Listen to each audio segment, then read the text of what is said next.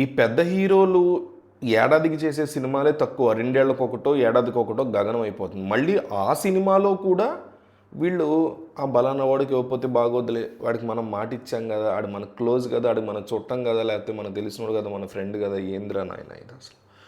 బోళాశంకర్ లాంటి సినిమా మెహర్ రమేష్కి ఇవ్వడం, ఆ చిరంజీవి పవన్ కళ్యాణ్ సినిమాలు ఎప్పుడు అట్లాగే ఇస్తూ ఉంటాడు ఆయన. ఎవరు పడితే వాళ్ళకి బ్రో సినిమాని తీసుకెళ్ళి సముద్రగని చేతిలో పెట్టాడు. అట్లాగే ఈ ప్రభాస్ రాధేశ్యామ్ రాధాకృష్ణ చేతిలో పెట్టాడు ఆయన. జిల్ అనే మహత్కర ఘనకార్యాన్ని తీసిన చేతిలో జిల్లు పెట్టాడు. ఈ హనురాగుపూడి లాంటి తీయాల్సినటువంటి అదే జిల్ తీసిన రాధేశ్యామ్ అతని చేతిలో పెట్టాడు. హనురాగుపూడి లాంటిలో తీయాల్సినటువంటి సినిమా అది.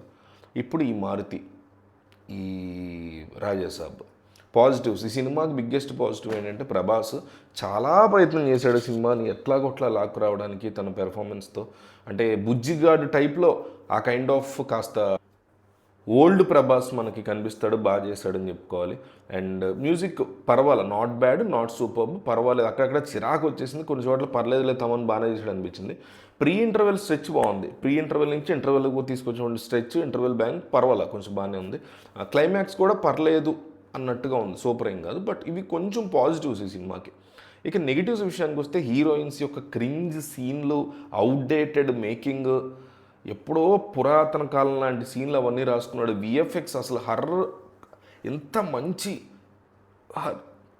హర్రర్ జోనర్ మూవీ హిందీలో మంచిగా కొంచెం జాగ్రత్తగా తీసుకుంటే విఎఫ్ఎక్స్ హర్రర్ చూపిస్తే, అంటే మన భయపెట్టేలాగా కాస్త జాగ్రత్తగా స్కేరీగా తీయగలిగితే చక్కగా ఆడితే. స్త్రీ టూ లాంటి సినిమాలో కోట్లు కలెక్ట్ చేసినాయి అక్కడ. అట్లాంటి పరిస్థితుల్లో విఎఫ్ఎక్స్ సరిగ్గా పెట్టుకోలేదు, నేరేషన్ వీక్గా బోరింగ్గా తీసుకెళ్ళాడు.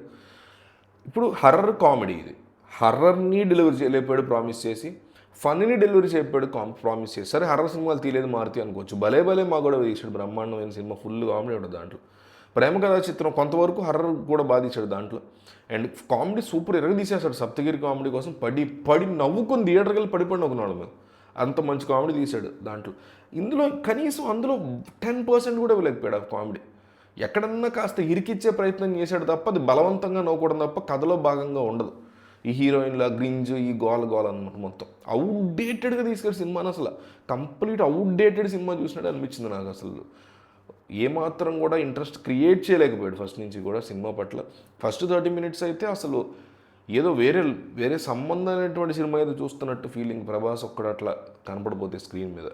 సో ఓవరాల్గా సంక్రాంతి సీజన్ కంప్లీట్గా వేస్ట్ చేసుకున్నాడు మారుతి. ప్రభాస్ లాంటి ఆల్ ఇండియా సూపర్ స్టార్ వచ్చి చేతిలో సినిమా తీయ అంటేనే ఇంత వర్స్ట్ అవుట్పుట్ ఇచ్చే డైరెక్టర్ ఎక్కడ ఉండడేమో. రాధేశ్యామ్ బెటర్ అనిపించింది నాకైతే. మీరు ఎవరన్నా చూస్తుంటే మీ అభిప్రాయం ఏంటి కామెంట్ చేయండి.